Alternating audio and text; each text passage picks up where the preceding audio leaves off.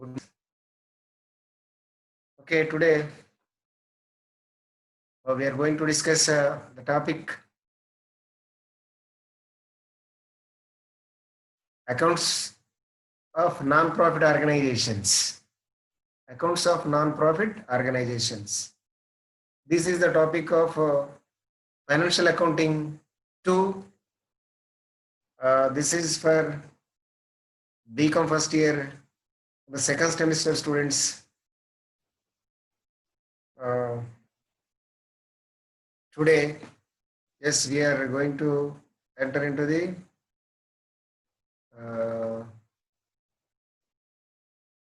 PPT, PowerPoint presentation. Well,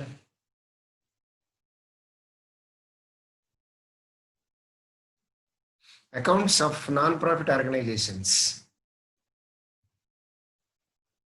అంటే వ్యాపార సంస్థలు, వ్యాపారేతర సంస్థలకు సంబంధించినటువంటి ఖాతాలు లేదా లాభాపేక్ష లేని సంస్థలకు సంబంధించిన ఖాతాలు లేదా లాభరహిత సంస్థల యొక్క ఖాతాలు, ఇలా రకరకాల పేర్లతో చెప్పుకోవచ్చు. Accounts of non profit organizations or non trading concerns అని కూడా చెప్పవచ్చు. Okay, this is the title, and myself Jad Shankar, assistant professor of commerce, Government Degree College Mancherial. Okay, next వచ్చేసేసి what is non-profit organizations అంటే ఈ వ్యాపారేతర సంస్థలు అంటే ఏమిటి అసలు? ఏ సంస్థలని వ్యాపారేతర సంస్థలు అనాలి? What are the non profit organizations? What is the non profit వ్యాపారేతర సంస్థలు అంటే ఏమిటి అసలు? దీన్ని కనుక మనం చూసినట్లయితే non trading concerns also known as non profit organisations.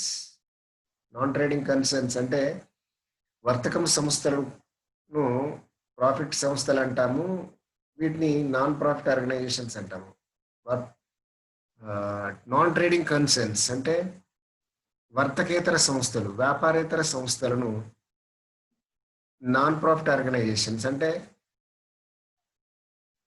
లాభరహిత సంస్థలకు సంబంధించినటువంటి సంస్థలని చెప్పుకోవచ్చు అన్నమాట. అంటే లాభాలు లేకుండా పనిచేసే సంస్థలు, లాభాలతో నిమిత్తం లేకుండా పనిచేసే సంస్థలు, ఇవి లాభాల కోసం పనిచేయవు. ఇలాంటి సంస్థలను నాన్ ట్రేడింగ్ కన్సర్న్స్ అంటాం. వీటిని నాన్ ప్రాఫిట్ ఆర్గనైజేషన్స్ అని కూడా అంటాం. Okay, we are also known as the non-trading concerns, also known as non-profit organizations. ఇవి మనం are voluntary associations formed for the purpose of rendering services and not for earning profits. చూడండి, ఇవి ముఖ్యంగా non profit organizations are voluntary organizations. ఇవి స్వచ్ఛంద సంస్థలు, voluntary. These are the voluntary organizations which are formed for the purpose of service, rendering the services. Okay, which are the non-trading concerns formed for the purpose of rendering services and not for the earning profits. ఈ సంస్థలు సేవలను అందించడానికి ఉద్దేశించినటువంటి సంస్థలు మాత్రమే. సేవలను అందించడమే వీటి యొక్క ముఖ్య ఉద్దేశము. అంతేగాని లాభాలను పొందాలి, లాభాలను గడించాలి, మాకు లాభాలు రావాలి అనేటటువంటి సంస్థలు కావు ఇవి. కాబట్టి నాన్ ప్రాఫిట్ ఆర్గనైజేషన్స్ అంటాం. ఓకే, నాన్ ప్రాఫిట్ ఆర్గనైజేషన్స్ అంటే అది కేవలం సేవా ఉద్దేశంతో మాత్రమే పనిచేసే సంస్థలు. Okay, these are the voluntary organizations. These are the voluntary organizations which are formed for the purpose of rendering services, not for the earning profits. Okay, ఇవి లాభాలను ఆర్జించడానికి ఉద్దేశించినటువంటి సంస్థలు కాదు, కేవలము సేవా దృక్పథంతో సేవలు అందించాలనే ఉద్దేశంతో సేవా సంస్థలను స్థాపించేటటువంటి స్వచ్ఛంద సంస్థలకు సంబంధించినటువంటివే ఈ నాన్ ప్రాఫిట్ ఆర్గనైజేషన్స్, అంటే వ్యాపారేతర సంస్థలు. మరి అలాంటి సంస్థలకు కొన్ని ఉదాహరణలు ఉన్నాయి మనకి ఇక్కడ. ఏంటి అవి?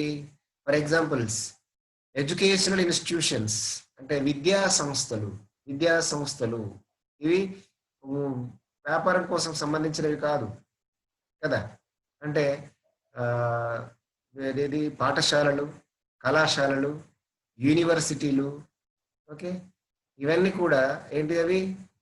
Educational institutions.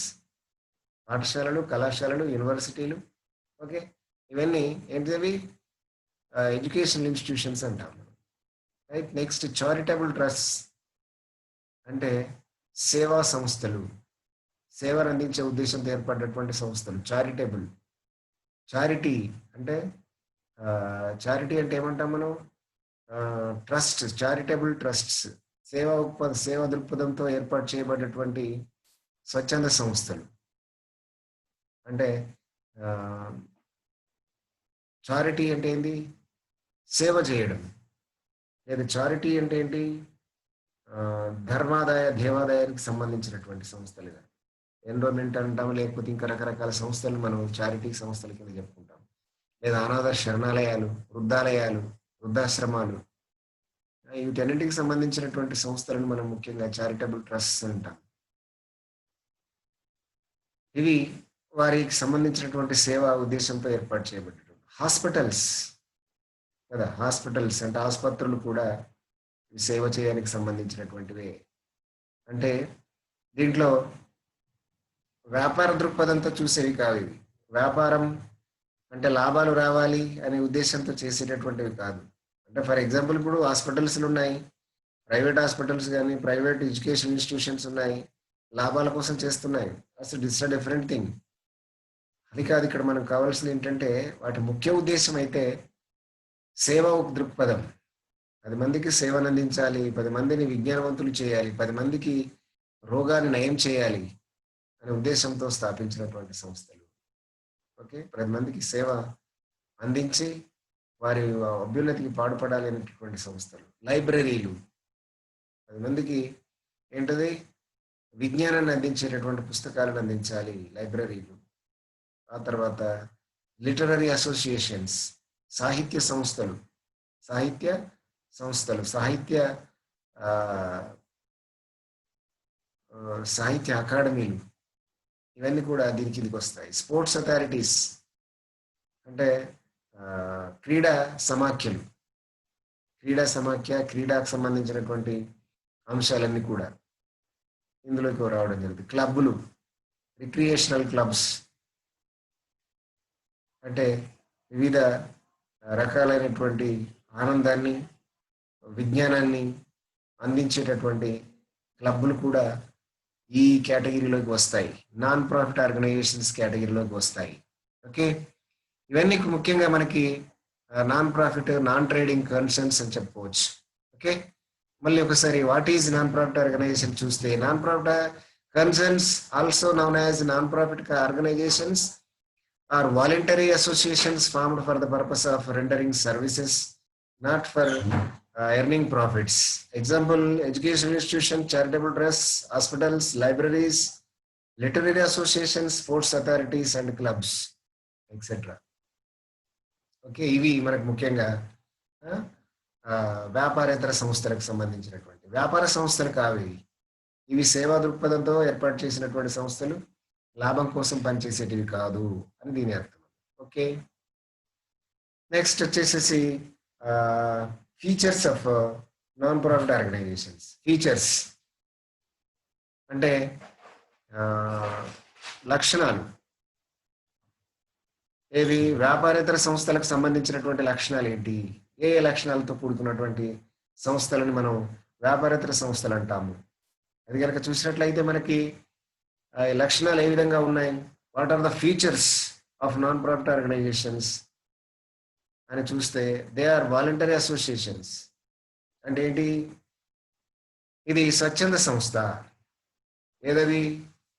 ఈ నాన్ ప్రాఫిట్ ఆర్గనైజేషన్స్ అనేటటువంటిది స్వచ్ఛంద సంస్థ. ఇది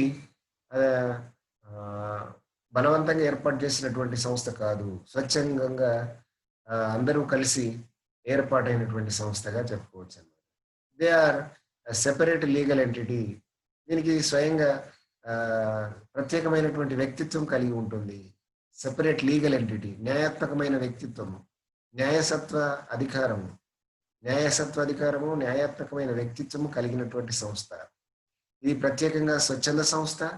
తర్వాత స్వయం ప్రతిపత్తి కలిగినటువంటి న్యాయాత్మకమైన ప్రతిపత్తి కలిగిన స్వయం ప్రత్యేకమైనటువంటి న్యాయసత్వ అధికారము, న్యాయత్వ వ్యక్తిత్వం కలిగినటువంటి సంస్థ. ఓకే. అదేవిధంగా non profit organizations are formed for the welfare and service of the society. Non-profit organizations are formed for the welfare and service of the society. సామాజిక సేవలు మరియు సామాజిక అభివృద్ధి, సామాజిక సంక్షేమము, సామాజిక సేవ దృక్పథంతో ఏర్పాటు చేసినటువంటి సంస్థలనే ఈ లాభాపేక్ష లేనటువంటి సంస్థలుగా చెప్పుకోవచ్చు. లాభాపేక్ష లేనటువంటి సంస్థలు అంటే ఏంటి? ఇవి సామాజిక సంక్షేమము మరియు సామాజిక సేవ దృక్పథంతో ఏర్పాటైనటువంటి సంస్థలు. కాబట్టి వీటిని మనం లాభాపేక్ష లేనటువంటి నాన్ ప్రాఫిట్ ఆర్గనైజేషన్స్ అని చెప్పుకోవచ్చు. ఆ తర్వాత వచ్చేసి ఏంటి? They are set up as charitable trust, clubs etcetera. ఇవేంటి? ముఖ్యంగా చారిటబుల్ ట్రస్ట్, దాన ధర్మ సంస్థలు, ఆ తర్వాత క్లబ్బులు మొదలైనవి, ఇవన్నీ కూడా ఈ రకమైనటువంటి సంస్థలుగా చెప్పుకోవచ్చు. దాన ధర్మ సంస్థలు, దాన ధర్మాల సంస్థలు, చారిటబుల్ ట్రస్ట్, క్లబ్బులు మొదలైనవి కూడా వీటికి కోవలోకి వస్తాయని చెప్పుకోవచ్చు. అదేవిధంగా they do not operate with the objective of earning profits. ఇది లాభాలని పొందాలి అనేటటువంటి ఉద్దేశంతో ఏర్పాటు చేసినటువంటి సంస్థ కాదు. లాభాలను పొందడమే ముఖ్య ఉద్దేశంగా ఏర్పాటు చేయబడినటువంటి సంస్థ కాదు. కేవలం సేవలను అందించాలి, సామాజిక సేవ, అదేవిధంగా సామాజిక సంక్షేమమే ముఖ్య ఉద్దేశంతో అందులో ఉన్నటువంటి సభ్యుల యొక్క సంక్షేమము, సామాజిక సంక్షేమము ముఖ్యంగా దృష్టిలో పెట్టుకొని ఏర్పాటైనటువంటి సంస్థలే నాన్ ప్రాఫిట్ ఆర్గనైజేషన్స్ గా చెప్పుకోవచ్చు. ద ప్రాఫిట్ అంటే సర్ప్లస్ అంటాం ఇక్కడ. Surplus arising due to its activities is used for promoting the objectives for which they are formed. ఇక్కడ వీటి యొక్క కార్యకలాపాల వల్ల, అంటే ఈ సంస్థల యొక్క నాన్ ప్రాఫిట్ ఆర్గనైజేషన్స్ ఏవైతే ఉన్నాయో వ్యాపారేతర సంస్థల యొక్క కార్యకలాపాల వల్ల, అవి చేసేటటువంటి సేవల వల్ల, వాటి ఉద్దేశం ఏదైతే ఉందో సేవ అందించాలనే ఉద్దేశంతో ఆ ఉద్దేశాన్ని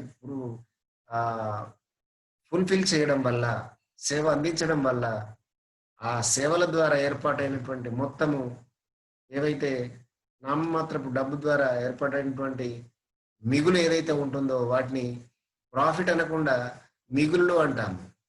అంటే సేవలు చేయడానికి అయినటువంటి ఖర్చు, సేవల ద్వారా వచ్చినటువంటి ఆదాయం ఏదైతే ఉందో వీటిని బేరీజ్ వేసేసి ఖర్చులు ఎక్కువగా ఉన్నాయా లేదా ఆదాయం ఎక్కువగా ఉందా చూసి వాటి మధ్య ఉన్నటువంటి వ్యత్యాసాన్ని మిగులుగా చెప్పుకుంటారు లేదా లోటుగా చెప్పుకుంటారు. మిగులు ఆర్ లోట్. Okay. The difference between income and expenditure is called ఏదంటారు దాన్ని? Surplus or deficit. ఓకే.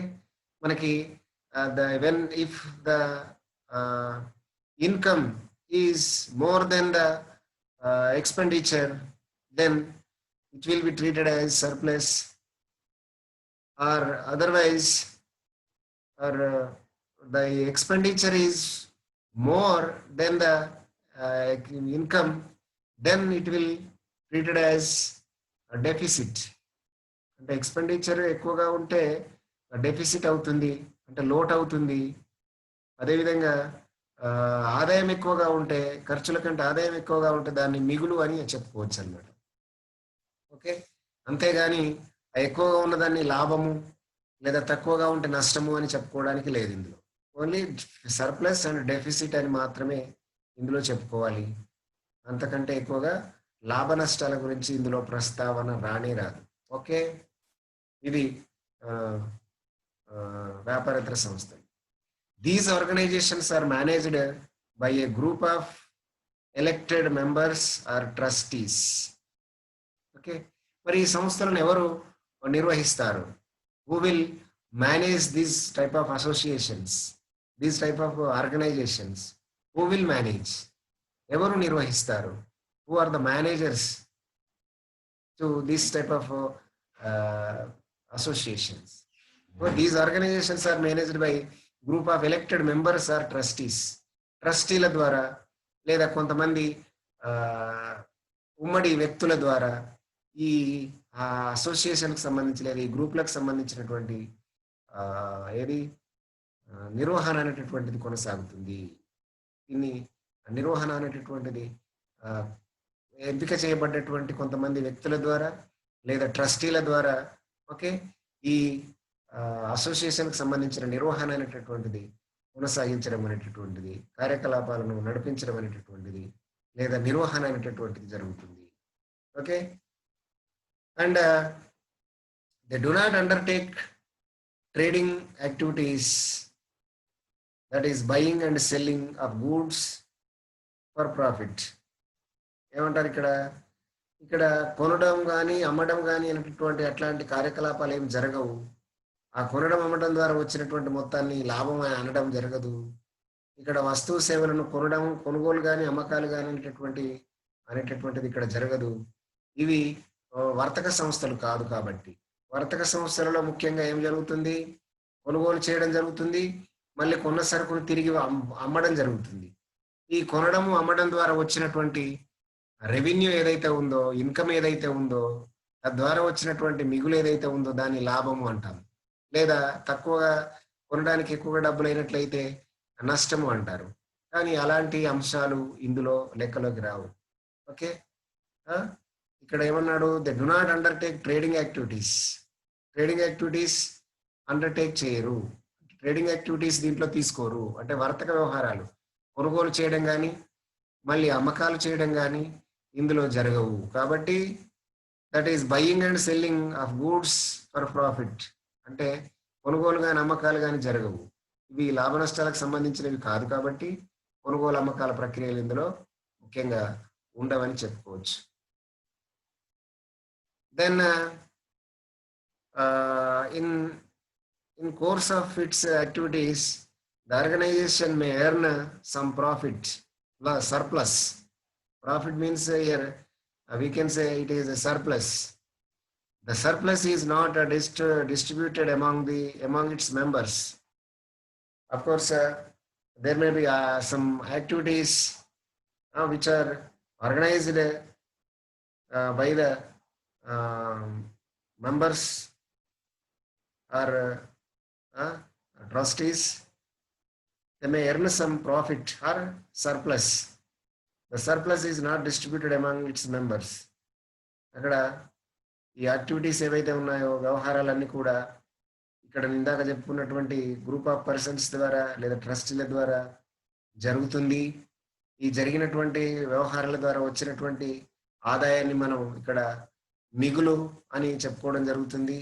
ఆ మిగులు వచ్చినటువంటి మిగులు ఇక్కడ దీంట్లో ఉన్నటువంటి చెప్పుకోబడ్డటువంటి సభ్యులు ఎవరైతే ఉంటారో సంస్థకు సంబంధించినటువంటి సభ్యుల మధ్య ఆ మిగులును పంపిణీ చేయడం కానీ లేదా వచ్చినటువంటి మిగులును పంపకాలు చేసుకొని పంచుకోవడం కానీ జరగదు అనేటటువంటి విషయం ఇక్కడ మనం చెప్పుకోవచ్చు.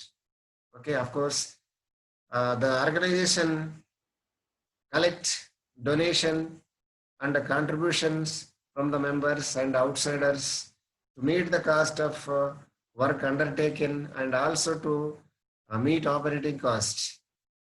ఇందులో ముఖ్యంగా మనం ఆర్గనైజేషన్ కొన్ని ఏది డొనేషన్స్ కానీ లేదా కాంట్రిబ్యూషన్స్ కానీ లేదా ఇతర ఇతరుల దగ్గర నుంచి బయట వ్యక్తుల నుంచి కూడా కొన్ని ముఖ్యమైనటువంటి చందాల రూపంలో లేదా విరాళాల రూపంలో సొమ్మును వసూలు చేయొచ్చు, లేదా విరాళాల రూపంలో సొమ్మును కలెక్ట్ చేయవచ్చు. They collect organization collect donations and contributions, చందాలు కానీ, విరాళాలు కానీ, ప్రవేశ రుసుములు కానీ, జీవిత సభ్యత్వ రుసుములు కానీ, ఇలా వారసత్వాలు కానీ, రకరకాల అంశాల ద్వారా they may collect some funds from members of the association or outsiders of the association, and they may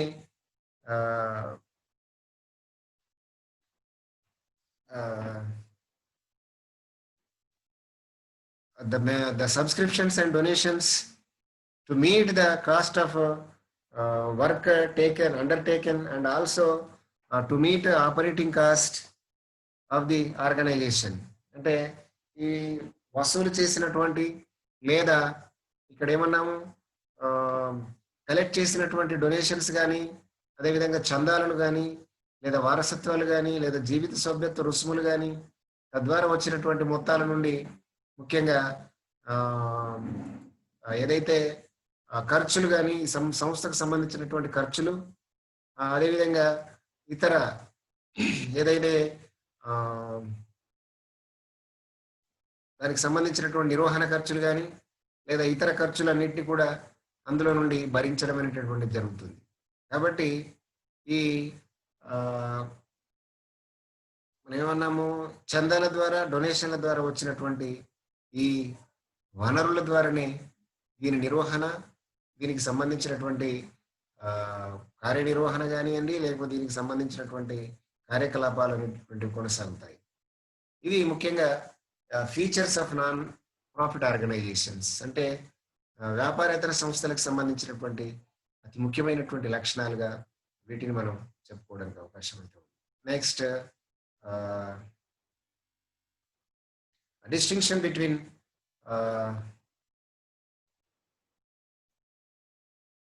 trading concerns and non-trading concerns. Distinction between trading and non-trading concerns. ఇక్కడ మనకి వ్యాపార సంస్థలు, వ్యాపారేతర సంస్థలకు మధ్య వ్యత్యాసాలు ఏమున్నాయో అక్కడ ఇవి మనం ఏంటో మనం ఇక్కడ చెప్పుకోవచ్చు. ఇక్కడ చూడండి, ఇక్కడ వర్తక సంస్థలు ట్రేడింగ్ కన్సర్న్స్, ఇక్కడ మనకి నాన్ ట్రేడింగ్ కన్సర్న్స్. ఓకే, ఇక్కడ trading concerns, non trading concerns ఉన్నాయి. అంటే వర్తక సంస్థలు, వర్తకేతర సంస్థలు, రెండు రకాల సంస్థలు ఇక్కడ మనకు ఉన్నాయి. వీటిలో వ్యత్యాసాలు ఏ విధంగా ఉన్నాయో చూద్దాం. First, the main aim of these concerns is to earn profit. ఇది ట్రేడింగ్ కన్సర్న్స్. అంటే వర్తక సంస్థల విషయంలో వర్తక సంస్థల యొక్క మెయిన్ ఎయిమ్, ముఖ్యమైనటువంటి ఉద్దేశము లాభాన్ని ఆర్జించడమే. లాభాలు ఆర్జించడం కోసమే ఏర్పాటైనటువంటి సంస్థలు, వాటిని ట్రేడింగ్ కన్సర్న్స్ అంటాము. అంటే వ్యాపార సంస్థలు, అంటే లాభాలను ఆర్జించడం మాత్రమే వీటి యొక్క ముఖ్యమైనటువంటి ధ్యేయం కదా. లాభాలు లేకుండా ఇవి పనిచేయవు. కేవలం లాభాల కోసం మాత్రమే పనిచేసే సంస్థల్ని, లాభాపేక్షకు సంబంధించినటువంటి సంస్థలని వర్తక సంస్థలు లేదా వ్యాపార సంస్థలు అని అంటాము. ఓకే, ఇక నాన్ ట్రేడింగ్ కన్సర్న్స్, వ్యాపారేతర సంస్థలు అంటే ఏమిటి అసలు?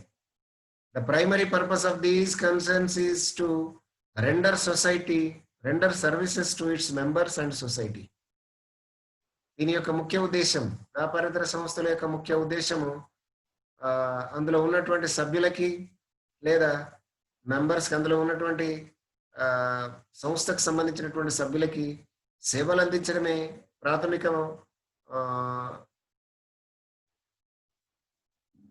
ప్రాథమిక కార్యకలాపాలుగా చెప్పుకోవచ్చు. అందించడమే ముఖ్య ఉద్దేశంగా చెప్పుకోవడానికి అవకాశం అయితే ఉంది. నెక్స్ట్ వచ్చేసి ట్రేడింగ్ కన్సర్న్స్, వ్యాపార సంస్థలు. The net result of the activities of such concerns is called profit or loss. అంటే ఇక్కడ ఈ కార్యకలాపాల ద్వారా వ్యాపారేతర సంస్థలు అంటే చేసినటువంటి నడిపేటటువంటి కార్యకలాపాల ద్వారా వచ్చినటువంటి పూర్తి ఫలితాలు, వాటి ఫలితాన్ని మొత్తాన్ని చివరిగా మనం చూసినట్లయితే దాన్ని ప్రాఫిట్ ఆర్ లాస్ అంటే లాభం కానీ నష్టం కానీ. అంటే ఇక్కడ వ్యాపార సంస్థలలో కార్యకలాపాల ద్వారా వచ్చినటువంటి మిగులును మనం లాభము లేదా నష్టము అని అనొచ్చు. కానీ ఇక్కడ when we are come to non trading concerns, వ్యాపారేతర సంస్థల విషయానికి వస్తే the net result of activities of such concerns is called surplus or oblique deficit. ఇక్కడేమో దాని ద్వారా వచ్చినటువంటి వ్యవహారాల ద్వారా వచ్చినటువంటి మిగులును, ఆదాయాన్ని ఇక్కడ ఏమంటాము, ఆదాయం కానీ లేదా దాని ద్వారా వచ్చినటువంటి లోటును మనం ఏమంటాం ఇక్కడ సర్ప్లస్ ఆర్ డెఫిసిట్, అంటే మిగులు లేదా లోటు అని ఇక్కడ చెప్పుకోవడానికి అవకాశం, రైట్. నెక్స్ట్, వర్తక సంస్థల్లో final accounts of such concerns consist of manufacturing, trading and profit and loss account and balance sheet. ఇక్కడ వర్తక సంస్థలలో చివరిగా మనకు ఉత్పత్తి ఖాతాలు, వర్తకం ఖాతాలు, లాభ నష్టాల ఖాతాలు, మరి ఆస్తపుల పట్టి దీంట్లో తయారు చేయడం జరుగుతుంది. అంటే ముఖ్యంగా ఈ సంస్థలలో ఈ రకమైనటువంటి ఖాతాలను తయారు చేయడం జరుగుతుంది. Okay, the final accounts of such concerns consist of manufacturing, trading and profit and loss account and balance sheet. And final accounts of such concerns consist of receipts and payments account, income and expenditure account and balance sheet. ఇక్కడ వచ్చేసేసి వ్యాపారేతర సంస్థలలో వాటినే మనం ఏమంటాము, ముగింపు ఖాతాలను ఏమంటాము ఇక్కడ అంటే ఈ సంస్థలలో సంబంధించి రిసీట్స్ అండ్ పేమెంట్స్ అకౌంట్ వసూలు చెల్లింపుల ఖాతా, ఇన్కమ్ అండ్ ఎక్స్పెండిచర్ అకౌంట్ ఆదాయ వ్యయాల ఖాతా, అదేవిధంగా as well as balance sheet ఆస్తి అప్పుల పట్టి, ఇలా మనం ముగింపు ఖాతాలను వ్యాపారేతర సంస్థలలో తయారు చేయడం జరుగుతుంది. ఓకే, నెక్స్ట్ వచ్చేసేసి మళ్ళీ ట్రేడింగ్ కన్సర్న్స్ అంటే వ్యాపార సంస్థలు. Excess of assets over liabilities regard as capital. Excess of assets over liabilities regarded as capital. ఇక్కడ వ్యాపార సంస్థలలో ఆస్తుల కంటే అప్పుల కంటే ఆస్తులు ఎక్కువగా ఉన్నట్లయితే దాన్ని మూలధనంగా మనం ఇక్కడ భావించడం జరుగుతుంది. అంటే ఆస్తుల నుంచి అప్పులు తీసేస్తే వచ్చేది మూలధనంగా చెప్పుకోవచ్చు. Excess of assets over liabilities regarded as capital fund or general fund. ఇక్కడనేమో ఈ ఆస్తులు, మొత్తం ఆస్తుల నుంచి అప్పులను తీసివేయగా వచ్చినటువంటి దాన్ని మూలధన నిధి అని లేదా సాధారణ నిధి అని చెప్పుకోవడానికి అవకాశం ఉంది. ఇలా మనకు కొన్ని ముఖ్యమైనటువంటి డిఫరెన్సెస్, భేదాలు, డిస్టింక్షన్స్ అయితే మనకి ఇక్కడ వర్తక సంస్థలకి, వర్తకేతర సంస్థలకి మనకి కొన్ని ఉన్నాయి. అదేవిధంగా ఇంకా ఉన్నాయి కొన్ని, వాటిని ఏంటి ఉన్నాయో చూద్దాం ఒకసారి.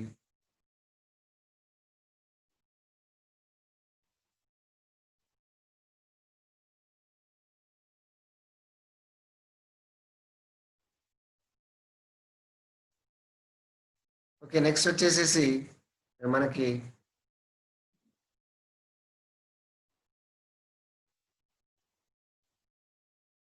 దీంట్లో distinction between receipts and payments account and income and expenditure account. Okay, distinction between receipts and payments account and income and expenditure account. ఇక్కడ ఎక్స్పెండిచర్ అకౌంట్ మనకి కట్ అయినట్టు ఉన్నది. ఇక్కడ సమ్ టెక్నికల్ ప్రాబ్లం వల్ల ఇక్కడ మనకి రాలేదు, చూడండి. Distinction between receipts and payments account and income and expenditure account ఉండాలి. ఇక్కడ ఉన్న చూడండి మనకి income and expenditure account, receipts and payments account. Okay, receipts and payments account versus income and expenditure account. ఇక్కడ రెండు ఖాతాలు మనకు ముగింపు సందర్భంగా వ్యాపార సంవత్సరానికి సంబంధించి సంవత్సరం చివరిలో మనం తయారు చేసేటటువంటి ఖాతాలు, వ్యాపారేతర సంస్థల్లో తయారు చేసే ఖాతాల్లో ముఖ్యంగా వసూలు చెల్లింపుల ఖాతా, receipts and payments account and next ఏంటిది, ఇన్కమ్ అండ్ ఎక్స్పెండిచర్ అకౌంట్. ఇంకా ఆదాయ వ్యయాల ఖాతా, ఇదేమో వసూలు చెల్లింపుల ఖాతా. ఈ రెండింటికి మధ్య వ్యత్యాసాలు ఏ విధంగా ఉన్నాయి, ఇవి రెండింటిని మనం కంపేర్ చేస్తే ఏ విధమైనటువంటి వ్యత్యాసాలు కనబడతాయో చూద్దాం. Okay, first receipts and payments account, వసూలు చెల్లింపుల ఖాతా. It is a real account. ఇది ఒక వాస్తవిక ఖాతా. వసూలు చెల్లింపుల ఖాతా ఏంటిది, ఇది వాస్తవిక ఖాతా. Income and expenditure account, it is a nominal account. ఇది ఒక నామమాత్రపు ఖాతా. ఏది, ఇన్కమ్ అండ్ ఎక్స్పెండిచర్ అకౌంట్. దీంట్లో ఖర్చులు, నష్టాలు, లాభాలు, ఆదాయాలు నమోదు చేయడం జరుగుతుంది కాబట్టి it is a nominal account. ఇది వాస్తవిక ఖాతా ఎందుకు, దీంట్లో కేవలం ఆస్తులకు సంబంధించిన అంశాలు మాత్రమే నమోదు చేయడం జరుగుతుంది.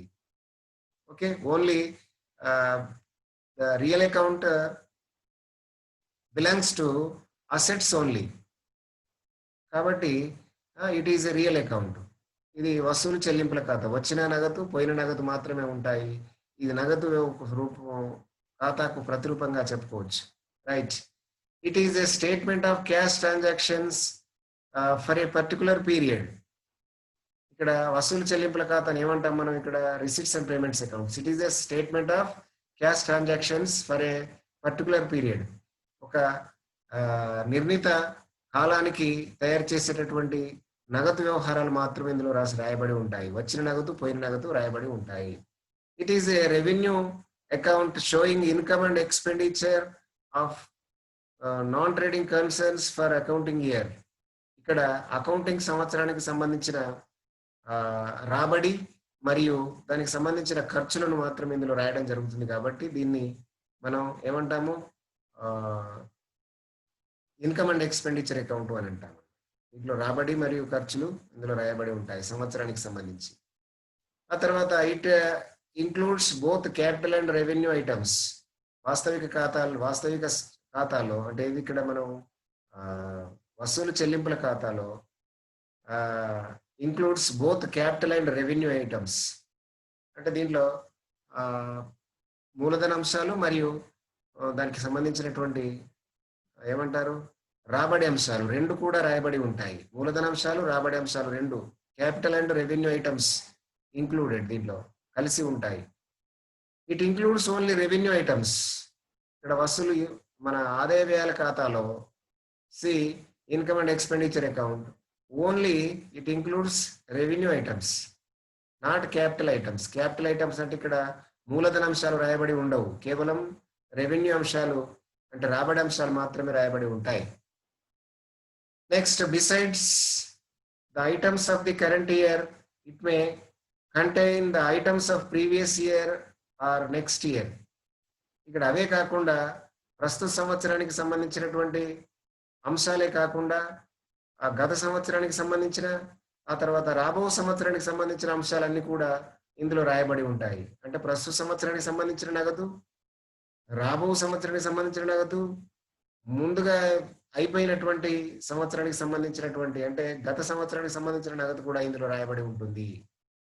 ఓకే, ఇది వసూలు చెల్లింపుల ఖాతా, receipts and payments account. Next, income and expenditure account చూడండి. ఆదాయ వ్యయాల ఖాతాలో it does not contain the items of previous year are the next year but contains the items of only current year. ఇది గత సంవత్సరానికి సంబంధించినటువంటి వ్యవహారాలు కానీ లేదా రాబో సంవత్సరానికి సంబంధించినటువంటి వ్యవహారాలు కానీ రాయబడి ఉండదు. కేవలం ప్రస్తుత సంవత్సరానికి కరెంట్ ఇయర్కి సంబంధించినటువంటి అంశాలు మాత్రమే ఇందులో రాయబడి ఉంటాయి. Next, it does not includes out standing items. అంటే దీంట్లో వసూలు చెల్లింపుల ఖాతాలో రావాల్సిన అంశాలు ఇందులో రాయడం జరగదు, వచ్చిన అంశాలు మాత్రమే రాయడం జరుగుతుంది. Okay, it includes out standing items అంటే ఇది రాబో అంశాలు, ఇంకా రావాల్సిన అంశాలు, చెల్లించవలసిన అంశాలు, ముందుగా చెల్లించిన అంశాలు అన్నీ ఇందులో రాయబడి ఉంటాయి. ఓకే, ఇందులో it does not includes non cash items like bad debts, depreciation etcetera. ఇందులో నగదేతర అంశాలను నమోదు చేయడం జరగదు. నగదేతర అంశాలు అంటే ఏంటి? రాని బాకీలు కానివ్వండి, తరుగుదల కానివ్వండి, అలాంటి అంశాలు ఇందులో రాయడం జరగదు. ఇది ఇది మన వసూలు చెల్లింపుల ఖాతాలు. అదేవిధంగా ఇక్కడ ఆదాయ వ్యయాల ఖాతాలకు వచ్చేసరికి it includes non cash items like bad debts, depreciation etcetera. అంటే ఇందులో మాత్రము నగదేతర అంశాలు రాయడం జరుగుతుంది. నగదేతర అంశాలు అంటే ఏంటి? రాని బాకీలు కానివ్వండి లేదా తరుగుదలలు కానివ్వండి ఇందులో రాయడం జరుగుతుంది. ఓకే, ఇవే కాకుండా ఇంకా కొన్ని ముఖ్యమైనటువంటి డిఫరెన్సెస్ ఉన్నాయి చూడండి. ఇక్కడ receipts and payments account and income and expenditure account, వసూలు చెల్లింపుల ఖాతా, ఆదాయ వ్యయాల ఖాతా. ఇప్పుడు 17 ఇక్కడ కంటిన్యూయేషన్. 7th చూడండి, it begins with opening cash and bank balances. ఇక్కడ ఈ వసూలు చెల్లింపుల ఖాతా దేంతో స్టార్ట్ చేయబడుతుంది అంటే ఓపెనింగ్ బ్యాలెన్స్ అంటే తెచ్చిన నిల్వలతో స్టార్ట్ చేయడం జరుగుతుంది. తెచ్చిన నిల్వలు, తెచ్చిన బ్యాంక్ నిల్వ, తెచ్చిన నగదు నిల్వతో స్టార్ట్ అవుతుంది. Okay. It does not begins with the opening balances. ఇవి ప్రారంభ నిల్వలతోని ప్రారంభం జరగదు. ఇది ముగింపు నిల్వలతోనే ప్రారంభమయ్యేటటువంటి ఖాతా అన్నమాట. Okay. In receipt and payments account, receipts are shown on the debit side, payments are shown on the credit side. ఇందులో ఆదాయ వేల ఖాతాలో వసూలు చెల్లింపుల ఖాతాలో వసూళ్ళని డెబిట్ సైడ్, పేమెంట్స్ అన్ని ఇక్కడ చెల్లింపులని క్రెడిట్ సైడ్ రాయడం జరుగుతుంది. అదే ఆదాయ వేల ఖాతాలో in income and expenditure account, expenses are shown on the debit side and incomes are shown on the credit side.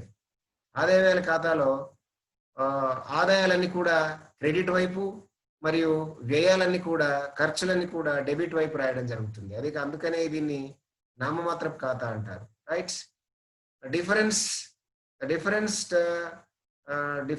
The two sides of this account represent the cash and bank balances at the end of the year. ఇక్కడ ఈ రెండు వైపులా వచ్చినటువంటి నగదు, బ్యాంకుకు సంబంధించినటువంటి అంశాలు రెండింటిని నిల్వ తేలిస్తే వచ్చేటటువంటి మొత్తాన్ని ముగింపులో వచ్చేటటువంటి క్యాష్ మరియు బ్యాంకు, ముగింపులో వచ్చినటువంటి నగదు, బ్యాంకు నిల్వలుగా చెప్పుకోవచ్చు. అయితే డిఫరెన్స్ బిట్వీన్ ఇక్కడ ఆ ఇన్కమ్ అండ్ ఎక్స్పెండిచర్ విషయాలకు వస్తే ఆదాయ వేల ఖాతాలో the difference between two sides of this account represents the excess of income over expenditure or excess of expenditure over income. ఇక్కడ ఈ రెండు ఆదాయ వ్యయాలకు సంబంధించినటువంటి రెండింటి వ్యత్యాసాన్ని కనుక మనం చూసినట్లయితే, ఆదాయం ఎక్కువగా ఉన్నట్లయితే దీన్ని ఏమంటారు, ఆదాయం మీద వ్యయంపై ఆదాయం మిగులు అని, లేదా వ్యయం ఎక్కువగా ఉన్నట్లయితే ఆదాయంపై వ్యయం మిగులు అని ఇక్కడ దీన్ని చెప్పడం జరుగుతుంది. అంటే సర్ప్లసెస్ అండ్ డెఫిసిట్స్ అనేటటువంటివి ఇక్కడ చెప్పుకుంటారు. వెన్ ఇక్కడ ఏమన్నాడు, if income over expenditure or excess expenditure over income అనేటటువంటి అంశం ఇక్కడ చెప్పుకోవడం జరుగుతుంది. Next, closing balance of this account brought down for the account to the next accounting year. ఇక్కడ వచ్చినటువంటి మొత్తం ముగింపు నిల్వలు అంటే తేల్చిన నిల్వను నెక్స్ట్ ఇయర్ కానీ, నెక్స్ట్ సంబంధించినటువంటి నెలకు కానీ వచ్చే కొత్తగా అంటే తెచ్చిన నిల్వగా తీసుకెళ్తాం అన్నమాట. The closing balance of this account not brought down for the next accounting year but is closed to transfer the capital fund in the balance sheet. దీంట్లో వచ్చినటువంటి ముగింపు నిల్వను నెక్స్ట్ ఇయర్కు తీసుకువెళ్ళడం అనేటటువంటి చేయకుండా దాన్ని వచ్చేటటువంటి మొత్తం నిల్వను క్యాపిటల్ అంటే ముగింపు ఏదైనా దీన్ని ఏమంటారు, మూలధన నిధికి బదిలీ చేయడం జరుగుతుంది. లేదా మూలధన నిధి లేదా ఆస్తి అప్పుల పట్టికి, బ్యాలెన్స్ షీట్కు దీన్ని ట్రాన్స్ఫర్ చేయడం జరుగుతుంది. ఓకే. అదేవిధంగా it need not necessarily be accompanied by the balance sheet. అంటే ఇక్కడ వసూలు చెల్లింపుల ఖాతాకి ఆస్తి అప్పుల పట్టి అనేటటువంటిది దీనికి తయారు చేయవలసినటువంటి అవసరం లేదు. అంటే ఆ వసూలు చెల్లింపుల ఖాతా అనేటటువంటిది ఆస్తి అప్పుల పట్టితో కూడుకొని ఉండదు. అది ఇది వేరు కాబట్టి ఇక్కడ ఆస్తి అప్పుల పట్టి తయారు చేయవలసిన అవసరం లేదు. It is always accompanied by the balance sheet. ఇక్కడ ఇన్కమ్ అండ్ ఎక్స్పెండిచర్ ఆదాయ వ్యయాల ఖాతా తప్పకుండా ఆస్తి అప్పుల పట్టితో కూడుకొని ఉంటుంది. ఇది తయారు చేసిన తర్వాత వెంటనే ఆస్తి అప్పుల పట్టి కూడా దీంతో పాటు తయారు చేయవలసి ఉంటుంది. Okay, these are the differences between receipts and payments account and income and expenditure accounts. Okay, next వచ్చేసేసి thank you for one and all. మరి నెక్స్ట్ క్లాస్లో మళ్ళీ మనం కలుసుకుందామా? Okay, until then bye everyone. I'm stop sharing.